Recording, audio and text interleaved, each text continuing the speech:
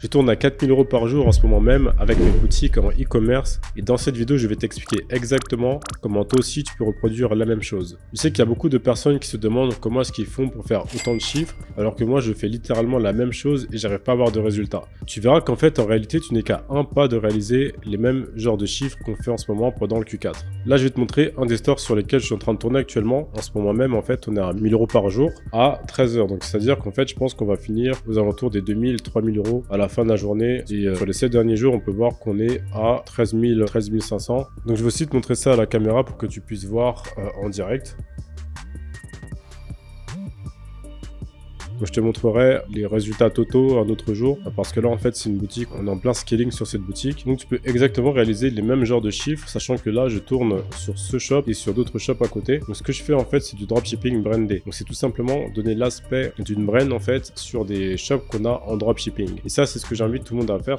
J'en parle depuis pas mal de temps et c'est vraiment ce que tout le monde devrait faire en fait. C'est simplement, on peut dire que c'est une transition entre le dropshipping et la marque. Donc voilà, en fait en 2020, 2021, 2022 tout le monde faisait du dropshipping à peu près de la même manière, et ensuite le dropshipping a pas mal évolué. Donc tu as ceux qui sont restés sur un setup dropshipping modèle 2022, 2023, et tu as ceux qui sont en train de switcher vers du dropshipping brandé et qui voient leurs résultats exploser en ce moment même. Et pourquoi c'est super intéressant de faire du dropshipping brandé? Donc le dropshipping brandé c'est quoi? C'est de tout simplement faire en sorte d'avoir un site qui fait ultra professionnel, qui donne l'effet d'une marque établie. Donc tu peux faire de plusieurs manières, soit en monoproduit ou soit tout simplement en multiproduit. Moi je préfère largement faire des sites en multiproduits, comme j'en parle depuis déjà pas mal de temps. J'en ai déjà parlé depuis plusieurs mois. Ça te donne un potentiel immense en termes de scaling, de stabilité au niveau de tes chiffres et aussi en termes de revente. Tout ça, je vais t'en parler profondément lors d'une prochaine vidéo, mais pour l'instant, je vais t'expliquer un processus simplifié pour que tu puisses réaliser la même chose, ok? Donc, ce que j'ai fait pour réaliser ce genre de chiffres, c'est tout simple. Donc, ce que tu vas faire dans un premier temps, c'est que tu vas commencer à rechercher une niche. Tu vas commencer à trouver des shops qui fonctionnent, qui font de l'argent, voilà, qui font énormément de thunes. Tu vas commencer à regarder ce genre de shop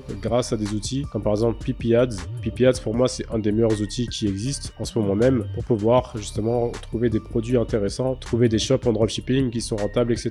Donc dans un premier temps tu vas te mettre sur PP Ads, ok? Donc tu vas identifier les niches sur lesquelles il y a le plus d'argent, sur lesquelles en fait il y a beaucoup d'argent qui se fait en ce moment même, et surtout des niches sur lesquelles tu peux vendre des produits tout au long de l'année, ok? On va éviter tous les produits saisonniers, on va éviter tous les produits en one shot, etc. Tu vas essayer de trouver des sites en dropshipping qui font de l'argent tout au long de l'année. C'est exactement ça qu'on va essayer de chercher, parce que nous ce qu'on recherche à faire c'est de l'argent tout au long de l'année sur ce genre de store. Une fois que c'est bon, que tu auras identifié ces différents stores, donc ce que tu vas faire c'est que tu vas analyser les stores. Évidemment tu vas regarder en fait ce qu'on appelle une veille concurrentielle, où tu vas regarder ces différents stores et tu vas regarder grâce à des outils comme par exemple Dropship.io ou Shop Hunter, tu vas regarder leurs meilleurs produits qui se vendent actuellement. Donc tout simplement tu vas regarder quels sont les produits qu'ils vendent actuellement et combien de chiffres d'affaires ils génèrent. Ensuite ce que je t'invite à faire c'est de tout simplement sélectionner la niche qui t'intéresse, sur laquelle il y a le plus d'argent à faire, qui t'intéresse le plus, tout simplement, ok? Une fois que c'est fait, tu vas créer ta boutique brandée. Donc tu vas créer ta boutique à partir des concurrents que tu as trouvés. Donc grâce à ta veille concurrentielle, tu auras identifié les meilleurs concurrents en direct que tu as sur le marché. Donc ça peut être sur d'autres marchés, par exemple ça peut être aux US et tu vas refaire un shop en France par exemple. Tu vas identifier les meilleurs compétiteurs, les meilleurs concurrents et tu vas essayer de comprendre ce qui fonctionne sur ces sites. Ok, tu vas identifier leur image de marque, tu vas identifier leur marketing, tu vas identifier leur copywriting, à qui est-ce qu'ils s'adressent, etc.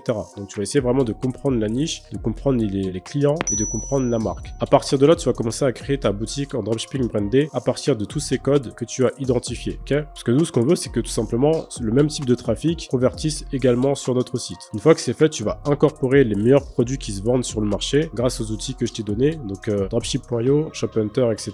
Tu vas identifier les meilleurs produits du marché et tu vas les incorporer à ta boutique de niche en dropshipping brandé. Tu vas vraiment faire attention à ce que tu gardes une cohérence en termes d'éventail de produits. Ok, il faut vraiment que tu donnes une image de marque cohérente. Et ensuite, à partir de là, tu as plusieurs solutions. Soit tu as la solution de copier tes concurrents, de copier leur créative, de voir ce qui se fait de mieux et de copier leur créative au début pour commencer à avoir une rentabilité. Ou soit tu vas directement commencer en fait à faire des shootings. Ça dépend de ton budget, ok? Si tu as du budget, je te recommande la deuxième méthode. Donc la première méthode, comme je t'ai dit, tu vas recopier le contenu de tes concurrents sur d'autres marchés. Évite les marchés similaires, mais sur d'autres marchés pour éviter tout ce qui est DMC, etc. Donc tu vas simplement tester leur contenu. Bon, c'est pas forcément très éthique, je te cache cache pas. Mais ce qui nous intéresse, c'est de d'abord tester le marché pour voir ce qui fonctionne, ok, sur notre marché à nous. Dès que ça marche, on va switcher sur la deuxième méthode. Mais si tu as déjà du budget, je te conseille de faire directement la deuxième méthode. Et la deuxième méthode, en fait, il va s'agir de shooter tes produits avec des modèles, avec toute une équipe, en fait, qui va te permettre de créer ton propre contenu en termes de créative, d'image, enfin, tout ce qui est images, vidéos et photos sur ton site. Et à partir de là, tu vas commencer à tester tes créatives. Tu vas commencer à tester ton contenu et tes produits sur différents canaux d'acquisition. Ce que je te conseille, c'est de tout simplement voir, en fait, où est-ce que tes concurrents sont situés. Si par exemple, tes concurrents sont situés sur Facebook Ads, tu vas tester sur Facebook Ads en premier lieu. Après, forcément, ce qu'on veut faire, c'est ensuite d'incorporer sur différents canaux d'acquisition. Donc, si par exemple, tes concurrents directs sont sur Facebook Ads, tu vas tester en premier sur Facebook Ads et ensuite, tu vas switcher sur d'autres canaux d'acquisition. Donc, Pinterest, TikTok Ads, tu vas vraiment essayer de tester un maximum de trucs pour voir si ça marche. Après, évidemment, tu auras des contenus qui vont mieux performer sur certains canaux d'acquisition et d'autres qui vont moins performer. Donc, à partir de là, il faudra commencer à adapter tes créatives en fonction de la plateforme que tu es en train de tester. Et ce qui est super intéressant, c'est que voilà, sur ce genre de store en dropshipping brandé, en fait, ce sont des stores qui vont te durer très très longtemps. Et ça, en fait, c'est des stores où tu vas accumuler de la data, tu vas accumuler tout ce qui est email marketing, tu vas accumuler une base de clients. Et tout ça, en fait, c'est super puissant parce qu'en fait, tu vas pouvoir faire ce qu'on appelle un exit. Un exit, c'est tout simplement quand tu revends un business. Tu revends un business que tu as construit sur des mois, sur des années. Et en fait, à partir de la création jusqu'à la revente, tu vas créer une certaine valeur sur ton business. C'est cette valeur, en fait, que tu peux revendre. Et plus ta base client est élevée et ta rentabilité est forte, et plus cher tu vas pouvoir revendre ton business. Sachant qu'avec ce genre de setup, c'est beaucoup plus facile de convaincre tes clients parce qu'en fait, tes clients ne se douteront jamais que c'est du dropshipping. Si tu fais les choses correctement et que tu fais du dropshipping brandé. Donc forcément, ça aide énormément à la conversion. Donc voilà, donc c'est tout. J'espère que tu as apprécié cette vidéo. N'hésite pas à liker et commenter. N'hésite pas à me poser des questions dans la section commentaires ou sur Instagram. D'ailleurs, DM ecom sur Instagram si tu vas voir ma formation gratuite en trafic en organique. Donc c'est tout pour moi. On se retrouve à la prochaine vidéo.